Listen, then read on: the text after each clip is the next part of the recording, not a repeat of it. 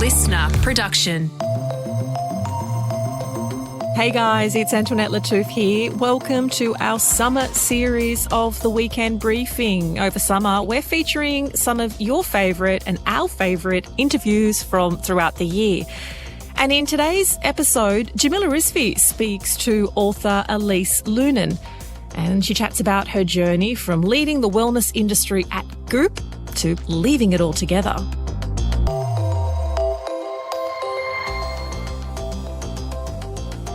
Hey Elise, welcome to the Weekend Briefing. Thank you for having me. Look, I'm thrilled to have you. Everyone, I feel like we should let all of our listeners in on what's been happening behind the scenes. We've been practicing saying Melbourne. Melbourne. I had to do it. That was cruel. I had to do it. But I am so thrilled to have you with us. And I'm really excited today to dive deep into your book on Our Best Behaviour, The Price Women Pay to Be Good. And I know as an author myself, there's nothing more awkward than chatting to someone where they try and tell you what your book's about. So why don't you give our listeners a quick gist before we go in deep, because I have loved every page. Thank you. Well, I feel like of everyone I've spoken to, you probably could not only tell me about what my book's about, but probably write it better, right? That is a definite lie.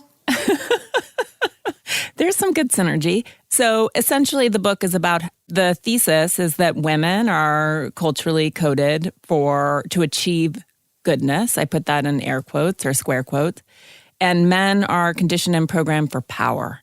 And in our quest to be, quote unquote, good women, we disown ourselves. But it's completely understandable why this is what we pursue. This is what promises safety and security in our patriarchal culture. You know, good women don't need rest, have no appetites, desires, hungers, wants, needs.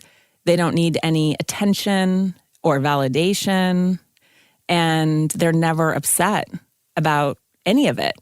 Now, this is quite a personal book, and I think a lot of the thinking and the writing in this space is very structural, right? And your book certainly thinks about and talks about the structures of patriarchy that make us behave in certain ways.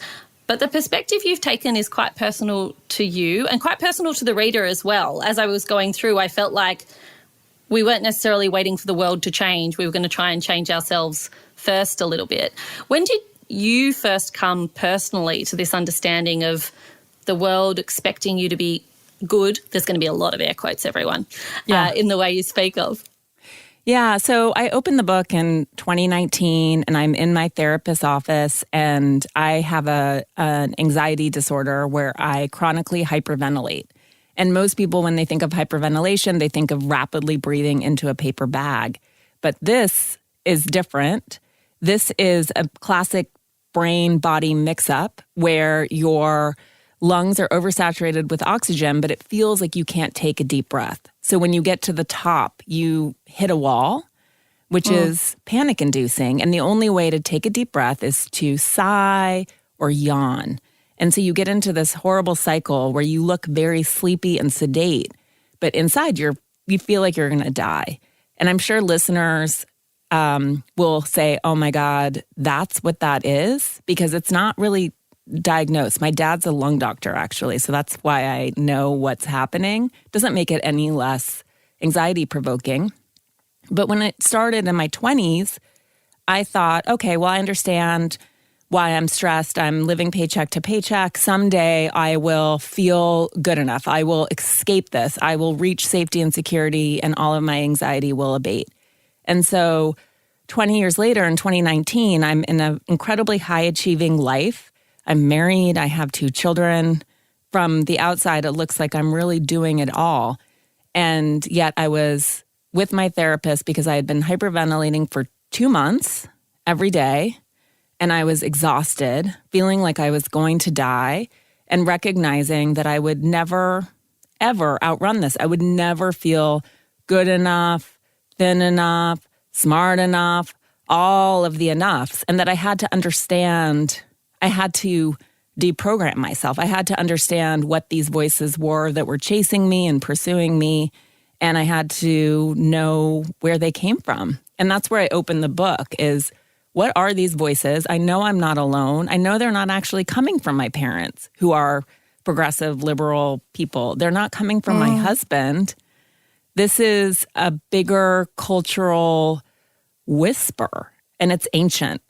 And so, but it took me a minute to identify all those messages and the way that they intersect and how they form a system. And I attached it to an ancient system, one that was shocking to me because I wasn't raised in a religious household at all, but that it's the 7 deadly sins. It's sloth, pride, envy, greed, gluttony, lust, anger. These all circumscribe specifically the lives of women. You know, the first thing I attach onto there is the idea of sloth. And you said that one of the ways that your experience manifested was that you had to yawn in order to get enough air. And I'm trying to think what it would feel like if I was, in meetings with a colleague all day who kept yawning, or my husband kept yawning at me. I'd either be insulted because I felt like they were bored, or I'd kind of be like, well, are you showing up to work, mate? That must have felt really strange for someone who's so clearly driven and hardworking to have your body and brain betraying you that way. Yeah, it's cognitive dissonance in a way, to sort of appear to the world like you're verging on narcolepsy, and yet inside all you can think about is, am I going to be able to take a deep breath this time? If not, maybe next time. It is a consuming and disorienting state that is, it's so weird to think about how I managed to work and host podcasts and function despite feeling like I couldn't breathe. Yeah. It is amazing what a human being can keep doing and how you can keep showing up and hide so much underneath. There can be so much happening beyond, underneath the surface that we don't project at all and that nobody around us has any idea of. I want to ask you a little bit more about these 7 deadly sins. I'm also not religious and was not raised in a religious household. Are they in the Bible? No. I haven't read it. No, they're not. So I assumed, of course, like you, that they were. And so I went to look and understand where they came from. And so I was looking for the verse, and it doesn't exist. So they actually came, which is funny because some people, one of the criticisms on social media is that this is somehow like anti-God. And it's like, well, it's anti-Pope Gregory in 590, but like this isn't gospel. So they came out of the Egyptian desert in the 4th century at the same time that the New Testament was being canonized, which, is, for people who don't know, I think we think of the New Testament, which is the 4 books, as sort of this intact gospel. This is what it was and what it's always been. But it's an edited version of the gospels that were in circulation at the time. Some of them were cast out and deemed heretical and destroyed. We'll never know sort of all of the quote-unquote books. So these are the 4.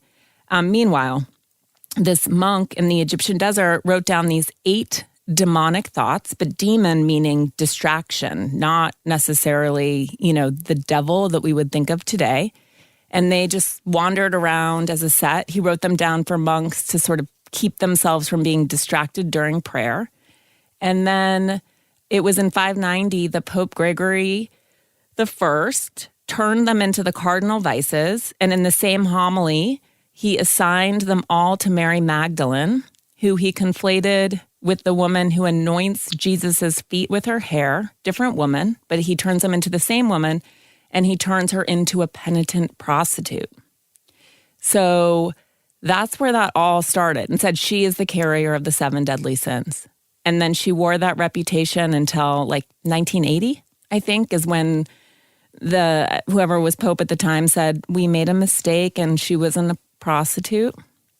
And then in 2016, Pope Francis turned her into the apostle to the apostles. But the damage was done. As we know, reputational damage to a woman is hard to shake, particularly when our value culturally is goodness. So all you have to do is say that a woman's bad, a bad mother, a bad person, a bad coworker, toxic, whatever it is that we say to quote unquote cancel a woman or defame her or degrade her. So that's what happened to Mary Magdalene. So the sins are new, relatively. If you count the 500s as new. The sins are new, but the demonization of women, that's been around a little bit longer. Yes. That's been going on for longer than that. Let's start with the 7 deadly sins. We're going to start with envy because that was the first one I picked, and I suspect that says something about me. Mm-hmm. Who do you envy, and how does envy show up in your life? Yeah, I'm glad you picked envy. It's really the gateway to all the other sins, and it's where I started the book because I had this conversation with the psychotherapist, Lori Gottlieb, maybe 5 years ago, and she said in her book, maybe you should talk to someone. I tell my clients to pay attention to their envy because envy shows you what you want. And this was a groundbreaking revelation for me because, of course, I've always disavowed my envy. It's gross. It's bad. Ew. And envy is very intimate. It's one-to-one, whereas jealousy, which we conflate envy with, is triangulated. There's usually a third party involved, another boy or girl. So envy is one-to-one. Someone has something or is doing something that you want. And what was so shocking about what Lori said is that I was like, well, what do I want? I don't know. We don't do a great job of modeling for women what it is to have wants and to go after them, right? And so I think that we're often dislocated from our wanting because we subjugate our wants to other people's needs. And so it's hard to identify both that and also envy. And so my thesis was that all the women on women hate, maybe not all of it, but a substantial part of it was born from undiagnosed envy. That we would have it come up in us. It would feel so uncomfortable, gross, bad. We would suppress it and then project it. And so the way I figured out what I wanted and who I was envious of was by noticing when I would say things like, I just don't like her. She rubs me the wrong way. Who does she think she is? Or would I would find myself deprecating her. Like, I didn't think her book was really that good or, again, along those who does she think she is lines. It's gross. It's horrible to admit, but it was so helpful because it was information, full of information that these women were just pushing on a dream I had for myself. That's why they were, quote unquote, tormenting me, like mentoring me in what I wanted. And that instead of deprecating them or taking sort of the scarcity mindset of because she has it, I can't have it. Yeah. And instead saying, let what she's doing be a model for what's possible for me. And I understand why there's scarcity. There's scarcity. It's real. But that I could take that and use it. And it's why, I have ghostwritten 12 books. And I had to ghostwrite 12 books before I could own that I wanted to write my own. You talk about the involvement of envy in the mother-daughter relationship. Can you tell everyone a little bit about that while I sit with my supreme discomfort at this concept? Yes. And I'm really grateful to my mom that she let me write about her. And I wrote about her and this concept in the book. And then I wrote about a New York Times op-ed about this as well, which is that my mom was always really honest about not wanting children. But for her, it felt like the only choice in order to secure her own livelihood. She grew up in a resource-strapped, poor family, and she married my dad, who was a doctor, and he wanted kids. And she was really clear that this was not the crowning ambition of her life. Yeah. But she sort of came of age, and I think many of our mothers came of age during second wave feminism when they kind of had a choice and kind of didn't and felt bad regardless of which path they chose. And it's a really heavy inheritance that we don't really talk about, which is that many of our mothers didn't live a full expression of their lives. And they have a lot of ambivalence about that, which I believe we can feel, right? And we sense that bad feeling. We don't quite know what it is. And so many of us, take it personally, which I completely understand. And there's so much intergenerational envy because with my mom, she gave me everything she couldn't give herself. And so she was living somewhat vicariously through me, but also sort of a little angry about it, to be honest. And we can talk about it, which is healing and healthy. But I think for a lot of people, it's not, again, it's present, but it's not named.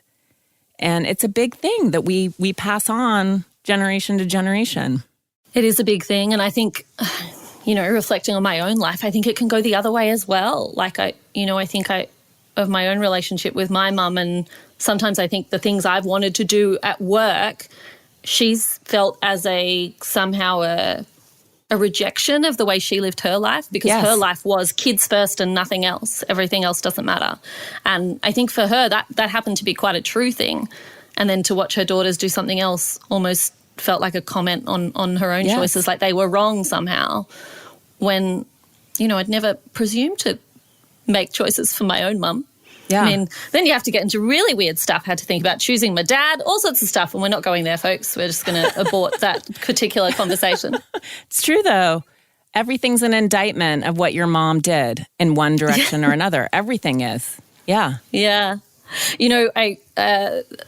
you don't know this, but my friend, I occasionally do this to our lovely listeners, in that I drop brain tumours into conversation, because I am someone who lives with a recurrent brain tumour. That's very normal for me to talk about. So hold back on this. But when I was first diagnosed, we learned that the tumour had been there since I was born, and was, a strange confluence of DNA.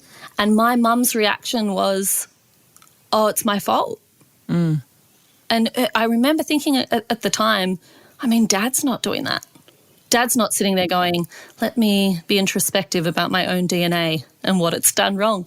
She felt like she'd done something wrong, and I think got quite defensive and was worried about blame in a big way, when, of course, she'd done nothing wrong whatsoever. There was no control. I want to ask about the idea of being selfish, because I think our current generations of women, more than generations of women in the past, have a capacity to be selfish more than they used to be able to, simply by virtue of having more choice. But making decisions in your own self-interest still feel like something we should apologise for somehow. And I feel like that's partly linked to this concept of greed. Do you think that's fair? Yeah, I do think that's fair. I think that, too, what happens, or at least what I've experienced in my life, is that selfishness then also becomes sort of relegated to areas of self-improvement, which some of those are good, but sometimes it's like it becomes an exercise too for women, where it's like it's great to be sort of self-obsessed or focused on your appearance, as a commodity in our culture. Whereas I still think that we have very little tolerance for women who go out and ask for more money, right? Or ask for more responsibility, unless we couch it in quote unquote weak language and make it someone else's idea or make them seem like the benefactor. I mean, all the social science, as you know, is all just completely reconfirms for us that to say what you want and go after it is reviled in women and often punished, and not so for men. And then we're told compoundingly that it's our fault, right? That we should just be more confident. We should go out and get it. And I think we all know, even if it's not conscious, we've all been conditioned by our culture to know, like, you can't do that. You have to caveat. You have to use, I'm sorry, I'm sure you thought of this. Sorry if this is, we all know these shortcuts in language and the way that we minimize in order to get our needs met. And overtly doing that is still so punished, not only by men to women, but women to women.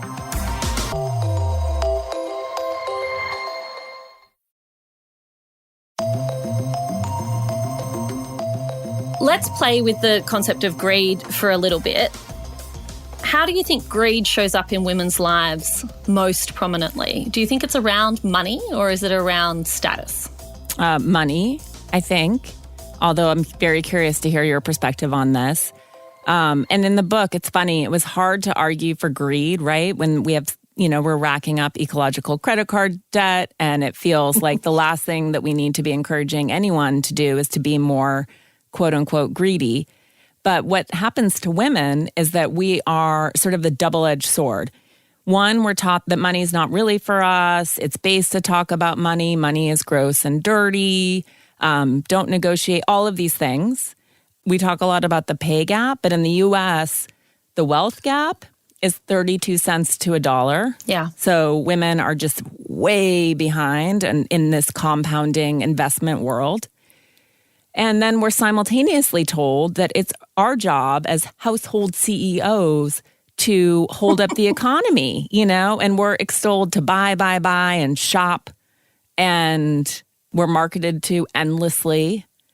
And so it's like spend, don't save, etc. This is like a really toxic cycle that specifically, it's like men are over there just socking it away and talking about it, sharing information, getting more money and making more money. And women are encouraged, told to spend it.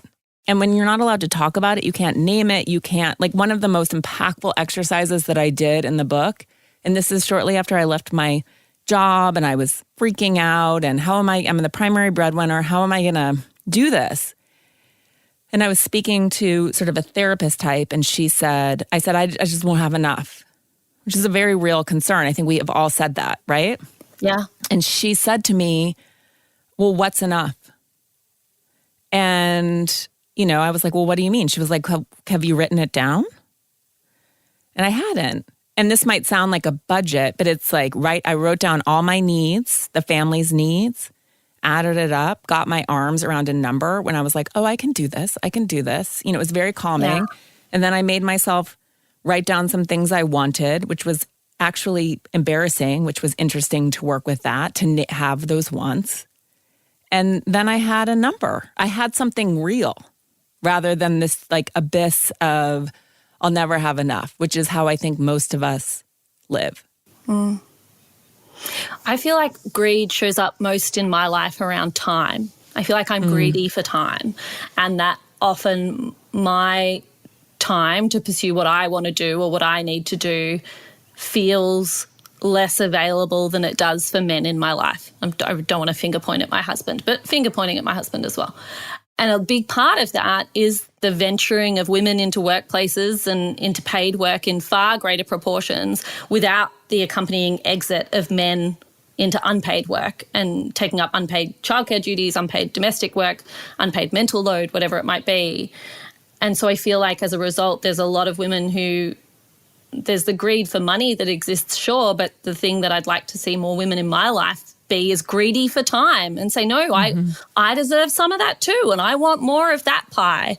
That means that I get more time to pursue the things that are important to me rather than doing what is necessary around the home because I not just feel like I might be judged if it's not good enough, but I know I will be judged if it's not good enough. Oh, I feel you. I mean, this is a chapter on sloth. This is about the inequity that women experience both at work and then at home. And here's the thing that's tough about the book, because all of the exterior social inequity has to be addressed, right? Like it's just all of the social science around the way that we treat men and women differently has to be addressed. And yet what I found in the chapter on sloth, to exactly what you were saying, is that I could not allow myself rest. Yeah. All the great leaps in our thinking collectively happen when, primarily white men who have access to leisure are like gambling around the neighborhood, and then they're listening to music, and then suddenly they understand relativity, right? Yeah. You need those moments of just rest for your brain and also for your body. And what I had found is that my husband, like yours, lovely feminist guy, but he's really good at relaxing. And meanwhile, like as he pointed out to me, in the course of our marriage, you haven't spent more than 20 minutes watching a show on Netflix with me, because there's this internal cattle prod where I'm up because I can never do enough. Do enough. So I'm like doing the dishes, and then and what I realized, I had so much anger at him, understandably, to some extent. And yet I had this moment of revelation as I became more conscious of my behavior, that nobody was asking me to do this. These aren't his expectations. He's not saying like, I want dinner, home cooked. I want a perfectly clean house. These are my quote unquote standards and expectations of myself, in part because of this society that we live in where it's embarrassing to have a filthy house and you better be feeding your children nutritious home cooked meals. But that I had to stop myself. And it's collective effort, I think, a collective sort of awakening around the way that we're enforcing this for ourselves and then pushing it onto each other or policing this in each other and establishing standards that none of us can meet. But it's hard to not abide by status quo. It's hard to be the one mom whose house is a hoarder's episode, Yeah, I do. Painfully. I was trying to think of a cute segue, but I'm not going to do it. But when I'm tired, I eat a lot. So let's talk about gluttony. Oh, yes, please. So gluttony is one of the ones I struggle with because I think I get the theory in this space. I'm just no good at the practice. I know that food is essential for life and that being intuitive about what I eat and what my body needs is a good thing to be. And yet the idea of eating particularly certain kinds of foods and to any version of excess, there's the air quotes again, everybody, I demonize that to a degree. I'm not sure I demonize any other behavior. Like I think I do that more than anything else. And it's where words like bad and gross start to creep in. Mm-hmm. How on earth do we break that cycle that so many women experience? And I know there are gender diverse people and men who experience it as well, but that so many women experience. How do we break that cycle if knowing the theory is not enough? Well, it's impossible. I don't know any woman, honestly, who isn't somewhat disordered about their eating. We range, as you just said, from restrictive to permitting. I was bad last night. Now I need to be good. Like endless moralizing about our bodies and our plates. And you have to keep eating, right? So it's an ever-present taking up a huge amount of rent in our minds. And then you get into the medical system where in America, I'm assuming it's the same here, it's incredibly anti-fat. Yeah. Like just baked in. And that's becomes the primary measure of health, even though we know that that's a fallacy, right? That you can be quote unquote thin and have a lot of fat around your organs, or you can just drop dead. Like it happens. It happened to my seemingly perfectly healthy brother-in-law. Like it happens. But we're convinced that when we see someone who has a non-conforming body to today's beauty standards, that they lack discipline, that they're essentially immoral, they're a bad person, lazy, gluttonous, the whole thing. And we're very specifically, and yes, it happens to men too, but we're particularly and specifically cruel to women. And it's so sad because it's a tremendous waste of our essential energy to spend it in a state of self-hate and self-criticism. It means that we're severed from our appetite and from one of the primary ways to experience pleasure and joy in the world. And you see it even more. I mean, Ozempic's a whole nother thing, but it's like to choose medicalized anorexia. I'm not talking about people who are diagnosed type 2 diabetics. I know it can be a life-saving intervention, but there are a lot of people in Los Angeles who are quote unquote normal weight or below who are on Ozempic. And it's really sad to imagine that you would rather live your life on a drug that's not intended for you so that you can be thin. The only thing it offers, and I know this sounds so strange, but my new MO as I move through the world and I start having this is I'm like, oh, probably they're on Ozempic and I don't want to be on Ozempic. And so I have this theory that as it becomes more and more present and available and affordable, it's very expensive in the US outside of a prescription, that it'll be like being a bottled blonde. So you can be platinum if you want, that maybe it loses its value, thinness. If everyone can do it. Yeah. trying to imagine that world and how different that world would be to live in if it did lose its value and it did lose its power. And to go back to your central thesis, it's association, the way we associate thinness with goodness and moral superiority. Yeah. Now, one of the frustrating things about this show, Elise, is that it's too short to get through all 7 sins. So I've got to get myself to one more before we wrap it up.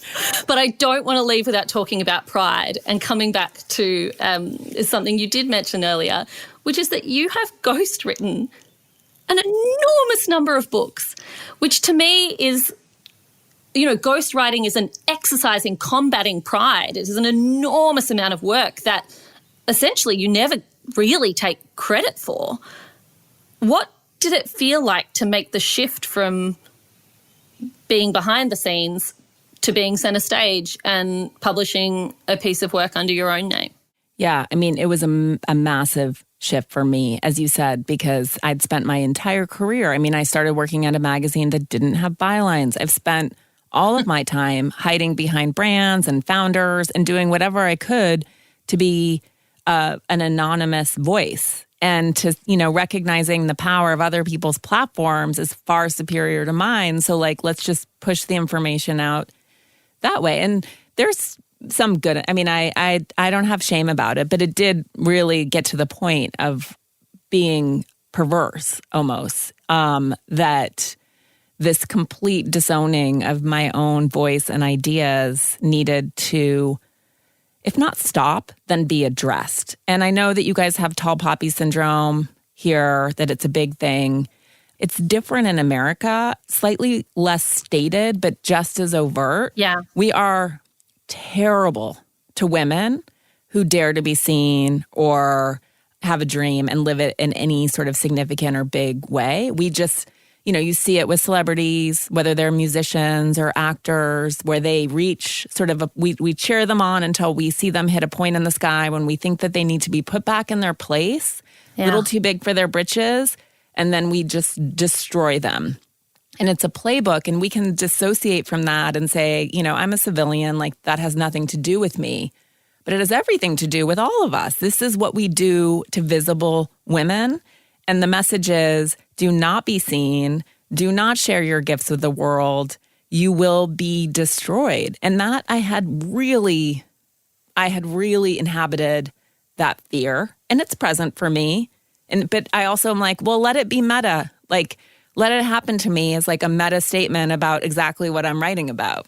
Well, Elise, I am so glad that you found the willingness to lean into pride sufficiently to give us this book and to be talking about it and having conversations like this one. They are so important. Everyone, the book is on Our Best Behaviour, The Price Women Pay to Be Good. And Elise here deserves one massive round of applause. Thanks for being my guest. Thank you for having me. Well, I hope you loved that chat between Jamila and Elise. That is it for this week. Thank you so much for being with us and tuning in. It is always a pleasure to have you. And if you want more of the Weekend Briefing, you can find us on the Listener app. You can download the Listener app in the App Store and you can follow us there. Otherwise, follow or subscribe wherever you get your podcasts from. And why not give us a rating and a review for this fabulous interview? And just an FYI, you can review and rate every episode. We love to hear from you. Stay safe, everyone.